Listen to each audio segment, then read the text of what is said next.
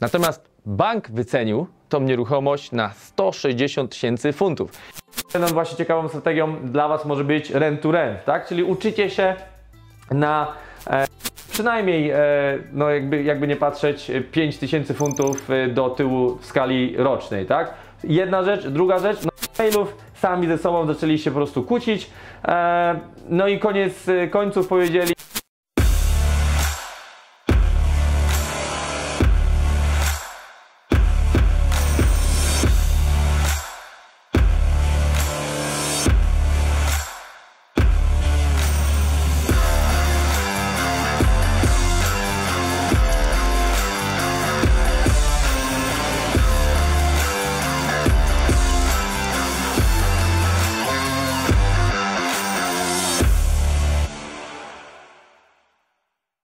Cześć, nazywam się Dawid Dowbusz i witam Ciebie serdecznie na naszym kanale na YouTubie, gdzie się dzielimy wiedzą oraz doświadczeniem związanym z inwestowaniem oraz prowadzeniem biznesów. Jeżeli to jest Twój pierwszy odcinek, nie zapomnij, żeby również obejrzeć inne i mieć szerszą wizję na temat tego, czym się zajmujemy oraz czym się z Tobą dzielimy. Słuchajcie, jesteśmy na skończonej inwestycji, gdzie została ona nabyta na jednej z aukcji, kiedy ja byłem w Irlandii, tak? Słuchajcie, to jest właśnie fajne w Wielkiej Brytanii, że wiele rzeczy możecie tutaj załatwić przez telefon bądź online, a w moim przypadku wysłałem jednego z naszych czempionów, który licytował tą nieruchomość i w moim imieniu wygrał, tak? Więc kupiliśmy to w bardzo fajnej kwocie. To jest jeszcze ta nieruchomość, gdzie była plantacja marihuany. Możecie zobaczyć ten odcinek z marihuaną. Więc tego Wam nie polecam Wam ogrodnictwa w Waszych nieruchomościach, bo no, przywita Was pewnego dnia w Waszym progu policja, wszystko zostanie zajęte, bank zostanie poinformowany i dom zostanie przejęty. No i wtedy może przyjść taki dowódz i Wam ten dom oczywiście zabrać i zrobić z niego porządek, tak? Więc jeżeli chcecie zobaczyć, co jest w środku, to zapraszam. Więc liczby na tej nieruchomości wyglądały następująco. Witaj teraz w naszym Excelu. Pamiętaj jedną rzecz, jeżeli oglądasz to na odsłuchu, nie zapomnij włączyć obraz, tak żebyś mógł zobaczyć tutaj naszą całą tabelkę wypełnioną liczbami. Zaczynając od zakupu, nieruchomość kupiliśmy za gotówkę. Była to kwota 56 000 funtów. Prawnik oraz sorcerer wyszli nas następująco: 918 funtów prawnik, 1000 funtów sorcerer. Kwota 1000 funtów wynika z faktu, że sorcerer jest u nas zatrudniony na etacie, a ta kwota stanowi jego dodatek już do istniejącej pensji. Stamp duty jest to kwota 1680 funtów. Remont wraz z wyposażeniem wyniósł na 105 964 funty i 11 pensów. Natomiast bank wycenił tą nieruchomość na 160 000 funtów. I teraz widzieliście poprzedni odcinek, gdzie mieliśmy nagrane jedno z naszych HMO i nieruchomość 5-pokojowa była wyceniona na 240 000 funtów. Dlaczego taka była tamta wyceniona, a ta jest na 160? Dlatego, że w tym mieście jest to małe miasto, nieruchomości są nawet dwukrotnie tańsze, ale natomiast banki nie mają tutaj comparable, czyli nie mają porównania z tego względu, że jest tutaj mało nieruchomości HMO, mało ich się sprzedawało w historii i bank nie czuje się z tym tak bezpieczny jak w dużym mieście. Stąd też bank może to wyceniać znacznie niżej niż taka sama nieruchomość, która byłaby zbudowana w dużym mieście, mogłaby być warta 280, 300, 400 000 funtów, ale nie zapominajmy jednego, że zakup w takim mieście też jest dużo droższy. Więc wyceniając to nam na 160 000 funtów, bank z tego pożycza 75% LTV, loan to value, czyli to jest pożyczka do wartości nieruchomości. Jest to kwota 120 000, więc reszta zostaje zamrożona dla banku jako zabezpieczenie na wypadek, gdybyśmy my umarli, zbankrutowali, cokolwiek złego by się nie stało. Bank chce być pewien, że nie sprzeda tej nieruchomości ze stratą. Nie wszystkie spółki, jakie posiadam, są tylko na moje nazwisko bądź nazwisko mojej żony. Posiadam również spółki z inwestorami tu z Wielkiej Brytanii bądź z Polski. Dlaczego tutaj wyszło tak wysokie oprocentowanie? 4,7%. Dlatego, że ta konkretna spółka, do której należy ta właśnie nieruchomość, była zakupiona z inwestorem z Polski i na czas Brexitu oraz tutaj innych zawirowań geopolitycznych wiele banków czuło się tutaj niekomfortowo z tego względu, że nie wiedziały, co się będzie działo, jak będzie wyglądała sytuacja w przyszłości i dawały kredyty na gorszych warunkach. W tym wypadku było to 4,7%. Na dzień dzisiejszy, początek roku 2021, oprocentowanie jest na takie właśnie nieruchomości między 3 a 3,7%, więc znacznie niższe byłoby w innym wypadku, gdyby tutaj były kupujące osoby tylko z Wielkiej Brytanii. Więc ile taka nieruchomość mogłaby być warta na wolnym rynku, gdybyśmy sprzedawali ją do prywatnego inwestora? Na podstawie zysków możecie sprzedać taką nieruchomość bez większego problemu 10-krotnie drożej, czyli w tym wypadku moglibyście ją sprzedać jako za 280 tysięcy funtów minimum, powyżej nawet 300, 320, 40, w zależności od tego, ilu mielibyście chętnych kupców do takiej inwestycji. W ostatecznym rozliczeniu w nieruchomości pozostaje 46 669 funtów i 30 pensów. Z czynszów dom zarabia 720 funtów tygodniowo, co daje 37 440 funtów rocznie. Po odliczeniu rocznych kosztów, czyli w wysokości 9720 funtów, pamiętajmy, że woda tutaj jest płacona w tym wypadku ryczałtowo. Gdyby to był licznik, za wodę byśmy zapłacili na pewno dużo więcej. Zostaje nam 27 720 funtów dochodu rocznie, czyli w ciągu nieco ponad 20 miesięcy od momentu najmu odzyskamy cały zainwestowany kapitał w ten projekt. Przez kolejne lata ta nieruchomość zarabiać będzie nam już na czysto, czy będzie nam zarabiała 10, 20, 30 lat, to zależy od tego, jak długo ten biznes chcemy prowadzić. I nie zapominajmy o naszym equity, które jest zamrożone w tej nieruchomości. Jest to na dzień dzisiejszy kwota 40 tysięcy funtów, która wzrasta z każdym rokiem, gdyż wartość nieruchomości rośnie, a do banku mamy do oddania cały czas tą samą kwotę. Bez względu na to, ile minie lat, 10, 20 czy 30 lat, dalej musimy do banku oddać 120 tysięcy funtów z tego względu, że jest to credit interest only, czyli kapitał w tym wypadku nie jest spłacany. Tyle jeżeli chodzi o Excel. Zapraszam do dalszej części tego filmu. Tyle jeżeli chodzi o liczby, więc pokażę Wam, co się stało tutaj dookoła, ale zanim będziecie oglądać całą nieruchomość i stan, w jakim jest teraz, to chcę Wam tylko powiedzieć, jak to się stało, że w takim domku zmieściliśmy aż 6 pokoi z 2 kuchniami. Mianowicie musieliśmy zmienić cały układ, czyli zmienić schody, wejście schodami na samą górę zrobiliśmy spiralę oraz obniżone zostały stropy po to, żeby można zrobić na poddaszu dodatkowy pokój. Więc tu mamy łazienkę, zapraszam Was do oglądania. Standardowo, tak, w naszych stylach.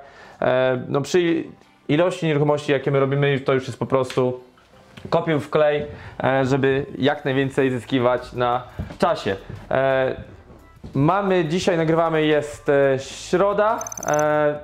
Ostatnie szlify będą w czwartek i w piątek, czyli jutro i pojutrze, a w sobotę już się wynajmują wszystkie pokoje, tak? Czyli już wszyscy najemcy od soboty będą tutaj mieszkać i jak sami widzieliście, przy tak dużych projektach te liczby mogą być dla Was przerażające, ale chciałbym dla Was tutaj zaznaczyć, że to nie musi być strategia dla Was. Od razu duże remonty, robienie wielkich nieruchomości HMO po to, żeby mieć większy cash flow. Możecie, a może nawet powinniście zaczynać od czegoś mniejszego, żeby się uczyć na mniejszych nieruchomościach, typu właśnie single lety, gdzie koszty remontów są wielokrotnie niższe.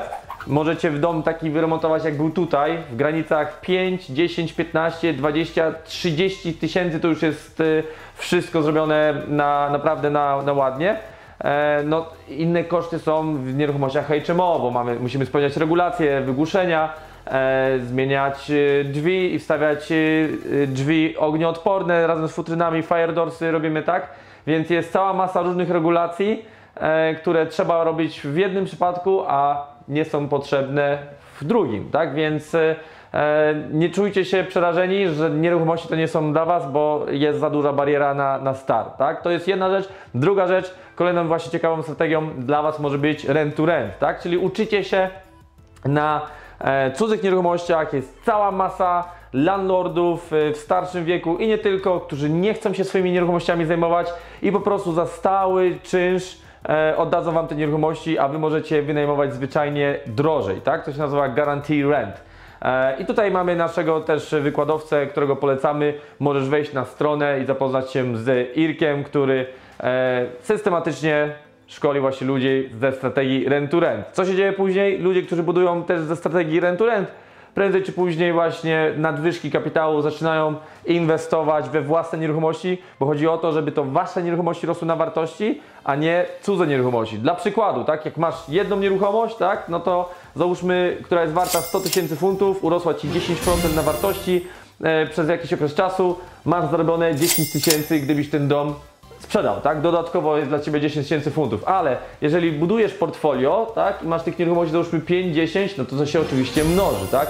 I to jest też odpowiedź dla tych, którzy zastanawiają się, czy kupić dom za gotówkę, czy kupić dom na kredyt, tak? Ja Wam nie będę mówić, którą strategię macie używać, to już od Was zależy, nie jestem sprzedawcą kredytów, ale to już możecie sami sobie ryzyko oszacować, tak? I sprawdzić historię właśnie, tutaj w Wielkiej Brytanii wygląda historia kredytów. Więc tak, każda osoba, każdy pokój ma swoją lodówkę. Zawsze używaliśmy srebrnych, no ale przez to, że mamy epokę COVID-a, wyobraźcie sobie, że w sklepach nie mogliśmy dostać srebrnych zestawów, całych kompletów, czyli pralkę, suszarkę i lodówki niestety nie były dostępne. Musieliśmy wszystko wziąć w białym komplecie, tak? Tutaj jeszcze mamy biurka, które będą dzisiaj składane. My już nie mogliśmy czekać, aż będzie to wszystko kompletne, z tego względu, że zaraz tu będzie dużo osób biegać po tej nieruchomości. Musi to już być wszystko gotowe, wszystkie szlify, wszystkie jakieś jeszcze ostatnie poprawki w ciągu 2 dni, tak? Bo cały dom będzie wynajęty. Tutaj mamy wyjście na zewnątrz, tak?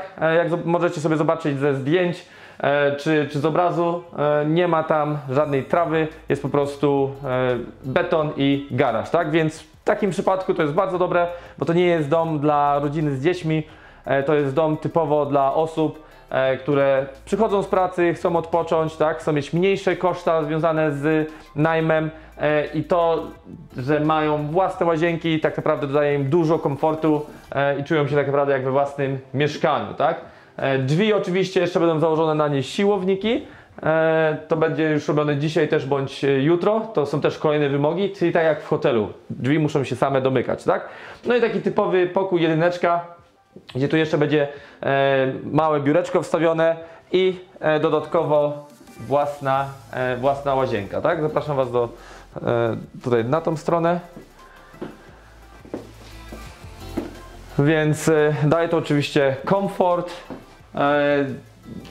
Ceny takiego remontu oczywiście są znacznie większe, bo mamy dodatkową hydraulikę i elektrykę, którą trzeba zawsze puścić dodatkowo do takiej łazieneczki, więc te koszta w przypadku robienia pokoju każdego z własną łazienką znacznie wzrastają, tak? I tu mamy właśnie zastosowane te kręte schody, czyli poprzednie schody zostały całkowicie usunięte i dzięki temu, że zrobiliśmy kręte schody, to po jednej stronie i po drugiej stronie do pokojów mogły być wstawione łazienki, tak? Prosty przykład właśnie tutaj, tak?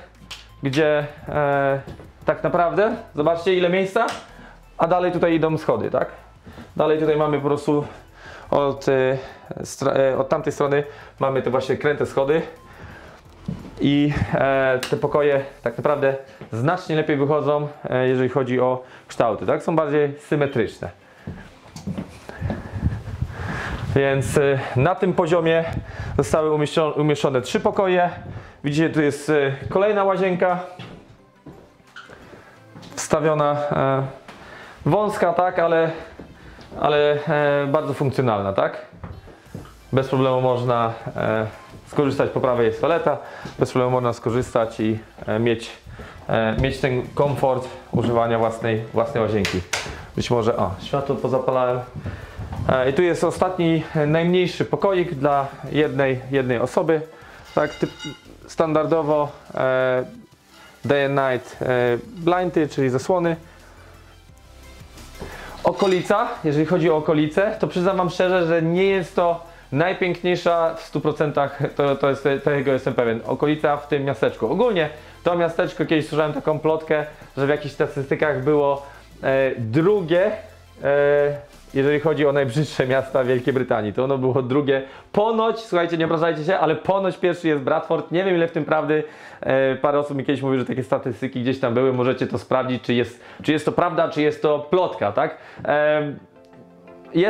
Śmiem wierzyć, że może to być prawda, bo i jedno miasto z nami, drugie miasto. Jednakże to miasto bardziej słynie z tego, że jest tutaj duża strefa przemysłowa, duży kapitał jest tutaj pakowany przez rząd. I z tego względu też jest duże zapotrzebowanie na wynajem, tak? Więc ceny nieruchomości są znacznie słabsze, niższe i tak samo po refinansowaniach one aż tak do góry nie idą ze względu na no po prostu tanie miasto, tak? Że tanie jest po prostu, jeżeli chodzi o same nieruchomości, ale czynsze są dalej wysokie, tak? Bo jest duże zapotrzebowanie. W pewnym momencie no, to powoduje, po prostu wysokie czynsze powoduje to, że ludzie zaczynają kupować domy, te ceny będą się podnosić, więc z czasem te ceny na pewno będą dynamicznie rosnąć.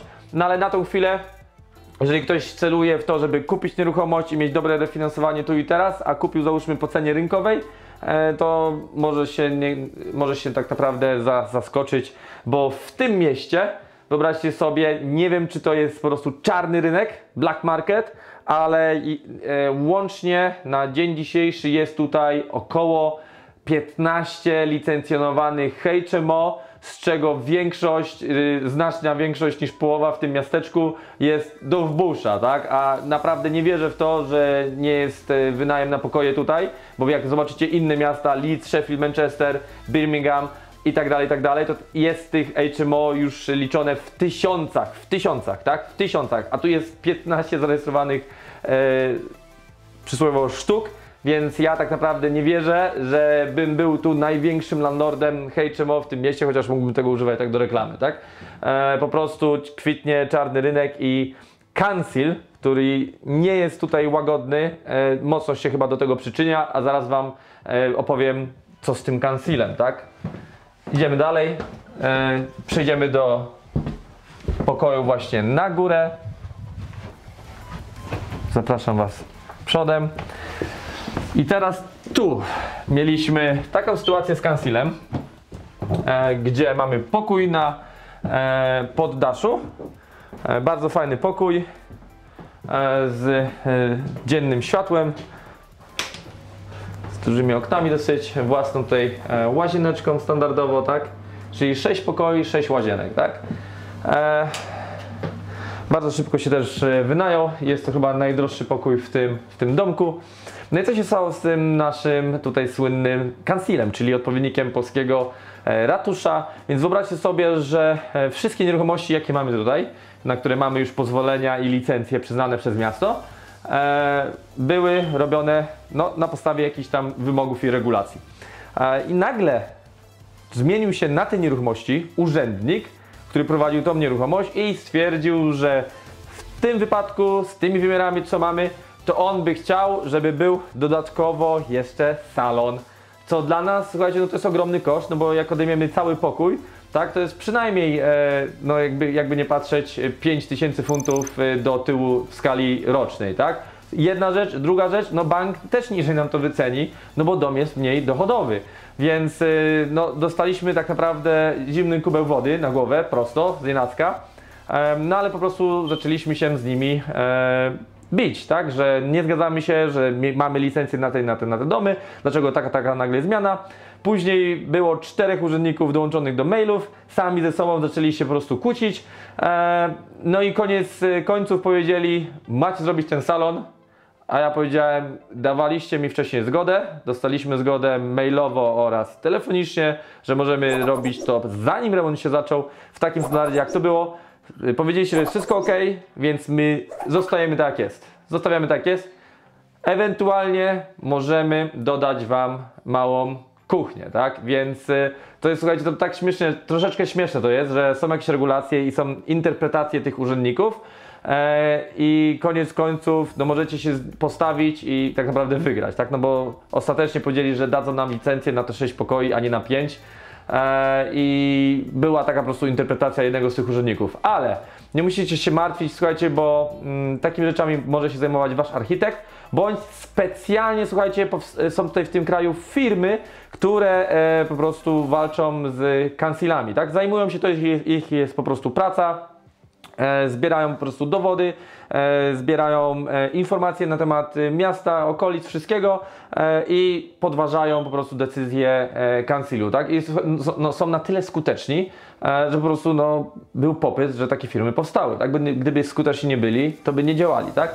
Więc w tym wypadku tutaj w ten piątek, tak? Czyli jutro mamy sobotę, przepraszam, jutro mamy czwartek, piątek, czyli w ten piątek będzie tutaj kuchnia już montowana, a w sobotę już się będą wprowadzać tutaj ludzie. Więc tu jest światło, więc tu będzie po prostu dla tego pokoju na górze taka mała narożnikowa kuchnia. Dołączymy wam zdjęcia, żebyście już widzieli efekt końcowy tego tutaj produktu. Więc żeby już wam więcej czasu nie zabierać, na sam koniec, jeżeli podoba się wam to, co robimy, promujemy tutaj naszą przedsiębiorczość. Zapraszam was do kontaktu na kontakt@dowódproperty.com. Nie nagrywamy tylko nieruchomości, robimy też również odwiedziny w biznesach po to, żeby ludzie mogli się dzielić wartościowymi informacjami na temat prowadzenia biznesów w różnych branżach. Jeżeli ty prowadzisz biznes, jesteś przynajmniej 2 lata na rynku, zatrudniasz przynajmniej 10 pracowników, czyli jest to już jakaś większa działająca przynajmniej firma, minimum, to napisz do nas, jeżeli chciałbyś po prostu z naszą społecznością podzielić się przedsiębiorczością. Ja zawsze jestem z tego wyznania, że ludziom, słuchajcie, trzeba dawać wędkę, żeby się nauczyli łapać te ryby, a nie rozdawać, jak to jest dzisiaj w tym naszym socjalizmie. Rozdają te pieniądze, które my będziemy musieli tak naprawdę w przyszłości spłacać, tak? No bo pieniądze się z nieba nie biorą, a jak rozdają ich za dużo, to po prostu powstaje hiperinflacja i wartość nabywcza tych pieniędzy znika, tak? I nasze oszczędności, chociaż leżą na koncie, nominalnie mają taką samą wartość, tak? To bierzemy je, idziemy kupić coś w sklepie i nagle się okazuje, że możemy kupić połowę tych rzeczy, co mogliśmy kupić wcześniej, tak? Wcześniej mogliśmy kupić na przykład 2 razy więcej. Jeżeli podoba ci się to, co robimy jeszcze raz, to zapraszam ciebie również na stronę www.dowódproperty.com. Również zajmujemy się warsztatami. Mamy już przeszkolone kilkaset polskich naszych tutaj landlordów, którzy mają już od paru nieruchomości nawet do kilkunastu nieruchomości. Możecie ich oglądać na naszym kanale na YouTubie, bądź spotykać ich na naszych spotkaniach, jakie organizujemy również w Sheffield. Są to spotkania otwarte też dla każdego. Na ostatnim przedcovidowym mieliśmy ponad 400 osób, więc widać, że rodacy chcą się rozwijać, chcą pomnażać swoje majątki, chcą się dzielić wiedzą i my tak naprawdę już do końca życia będziemy w tym działać i będziemy to z każdym rokiem jeszcze bardziej rozwijać. Z tego miejsca życzę wam samych sukcesów, pozdrawiam was, cześć!